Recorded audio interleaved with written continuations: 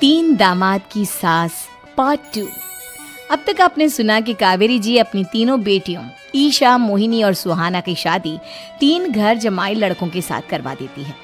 उन्हें लगता है कि ये लड़के शायद घर का कामकाज संभाल लेंगे, लेकिन उनके तीनों घर जमाई बहुत आलसी थे। वो नौकरी भी नहीं करते थे और बाहर का काम भी नहीं। कावेरी जी ने अपनी बेटियों से कहा कि वो प्रेगनेंसी का बहाना बनाकर अपने पतियों को सबक सिखाए। अब सुनिए आगे।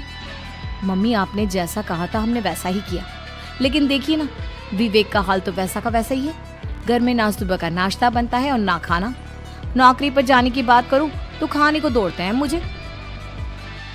हाँ मम्मी, मैंने भी सुमित को कितनी बार कहा कि अगर नौकरी नहीं करनी तो कोई छोटी सी दुकान ही खोल लो। घर का खर्चा कैसे चलेगा? देखो दोपहर के 12 बजने आए और जनाब अभी तक सो रहे हैं।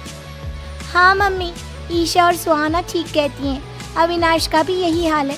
जब मैंने अपनी प्रेगनेंसी के बारे में कहा तो मुझसे कहने लगा, अरे दूसरी लड़कियां तो 9-9 महीने तक नौकरी करती है, बस डिलीवरी के टाइम छुट्टी लेती है। मोहिनी, तुम भी नौकरी करो। अब मुझे कहाँ नौकरी मिलेगी? मम्मी बताओ अब मैं क्या करूँ? हे भगवान, क्या सोचकर घर जमाई दामाद लाई थी मैं कि मेरी बेटियां मेरे पास रहेंगी और खुश रहेंगी, लेकिन इन आलसी दामादों ने तो हमारी जिंदगी को भी प्रॉब्लम में डाल दिया है। मैं तो कहती हूँ मम्मी, हम लोग वापस अपनी जॉब पर जाना शुरू कर देते हैं। बता देते हैं इन लोगों को कि हमने प्रेगनेंसी का बहाना किया है। नहीं नहीं बेटा, ऐसी गलती भी मत करना। अगर तुमने ऐसा किया तो इन तीनों की आदत और खराब हो जाएगी। अरे आज नहीं तो कल कभी तो तुम प्रेग्नेंट होगी, तब वापस यही प्रॉब्लम आएगी। तब क्या करोगी तुम तीनों? हाँ मम्मी, आपकी बात तो बिल्कुल सही है। इन लोगों को तो सुधारना ही पड़ेगा। लेकिन कैसे? अपने बच्चों के आने की खबर सुनकर भी इन लोगों पर कोई असर नहीं हो रहा। पैसे कमाने के लिए घर से बाहर निकलना ही नहीं चाहते ये तीनों। अब मेरे दिमाग में एक प्लान आया है।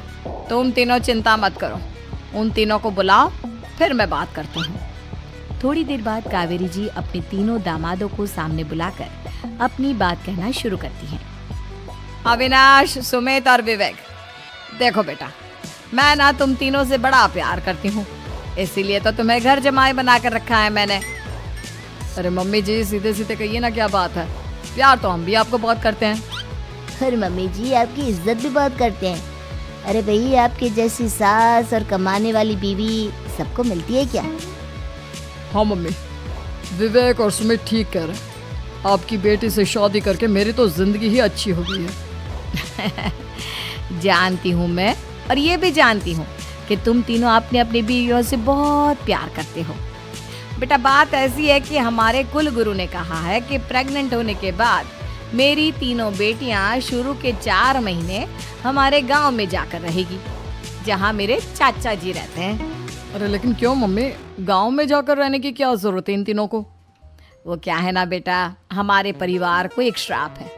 अगर मेरी बेटियों ने यहाँ पर बच्चा पैदा करने की कोशिश की तो उनके बच्चों को कुछ भी हो सकता है। इसलिए अब से लेकर 4 महीने पूरे होने तक इन्हें गांव वाले घर में रहना पड़ेगा। हाँ तो इसमें प्रॉब्लम क्या है मम्मी जी? हम भी वहाँ जाकर रहेंगे, पिकनिक मनाएंगे। अरे भाई, बीवी जहाँ हम भी वहाँ। हाँ यार, आइडिया तो बहुत अच्छा है। शहर की जिंदगी में रह रहकर परेशान हो चुके हैं, अब कुछ दिन गांव में बिताएंगे। तुम लोग समझने की कोशिश क्यों नहीं करते? तुम में से कोई भी वहां नहीं जा सकता, और मैं यहाँ रहूंगी ना तुम तीनों के साथ। 4 महीने की तो बात है, उसके बाद ये तीनों ही लौट कर आ जाएंगी। ठीक है मम्मी जी, अब हमारे बच्चों का सवाल है तो ये तो करना ही पड़ेगा। कावेरी अपनी तीनों बेटियों को कुछ दिन के लिए घर से बाहर कहीं दूसरे शहर में रहने के लिए भेज देती है। कुछ दिनों के बाद, अरे मम्मी जी, बहुत दिन से पिज्जा नहीं खाए, मंगवाइए ना। क्या बताऊं बेटा, पहले तो बेटियां खर्चा दे देती थी क्योंकि उनकी नौकरी थी, लेकिन अब तो मेरे पास पैसे ही नहीं बचे। थोड़े बहुत पैसे हैं जो बच्चों की डिलीवरी में काम आएंगे। लेकिन मम्मी जी, आपकी बेटियों को वापस आने में तो अभी बहुत वक्त बाकी है।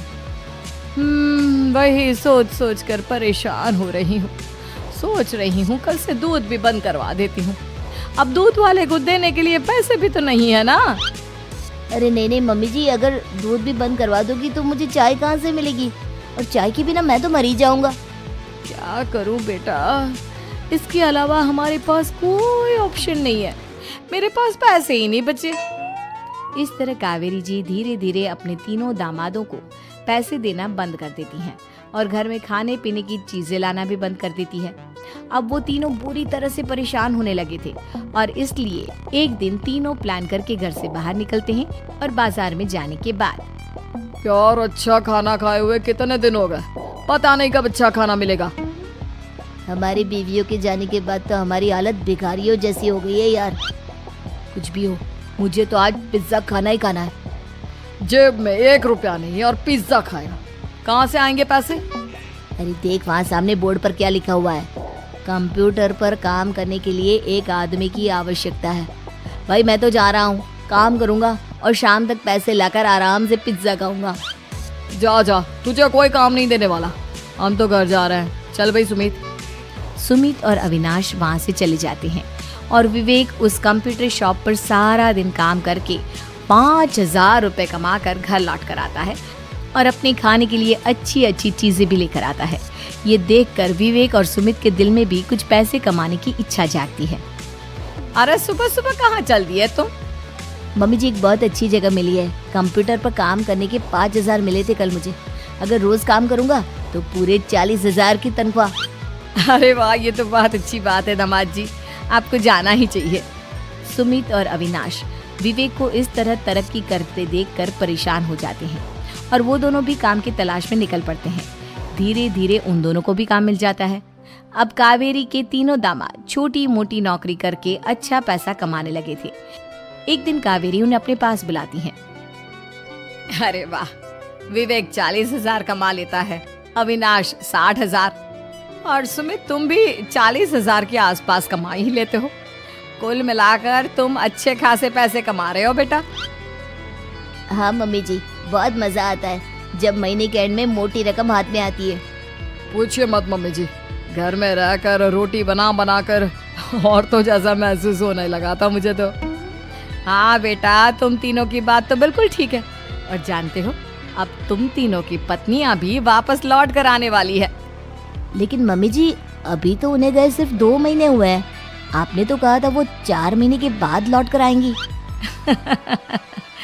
ऐसा कुछ नहीं है बेटा, मैं सिर्फ तुम तीनों को सबक सिखाना चाहती थी कि आदमी घर में बैठकर बीवी की कमाई खाता हुआ अच्छा नहीं लगता। इस दुनिया में हर इंसान को मेहनत करनी चाहिए, काम करना चाहिए, चाहे वो औरत हो या आदमी, ताकि अपने परिवार को संभाल सके। कावेरी की बात सुनकर उन तीनों को अपनी गलती का एहसास होता है और कावेरी उन्हें सच बता देती है कि ईशा, सुहाना और मोहिनी शहर में ही कहीं दूसरी जगह रह रहे थे। शाम के वक्त उन तीनों की पत्नियां लौट कर आ जाती है और कावेरी जी का परिवार एक खुशहाल परिवार की तरह रहने लगता है।